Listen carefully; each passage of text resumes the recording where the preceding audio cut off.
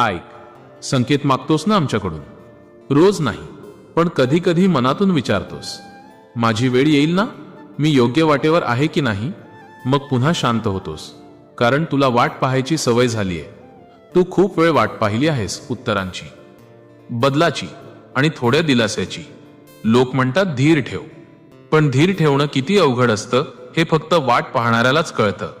तू अनेक वेळा निराश झालास, मनातून कोसळलास, पण तरीही कोणालाही दोष दिला नाहीस. हे सगळ्यांना जमत नाही. कधी कधी तुला वाटतं सगळे पुढे जात आहेत आणि तू मात्र तिथेच थांबलायस. पण नीट ऐक, सगळे पुढे जात नाहीत. काही लोक थांबून तयार होत असतात, आणि तू त्यातलाच एक आहेस. अलीकडे तुला जाणवतंय ना, मन थोडं शांत झालंय.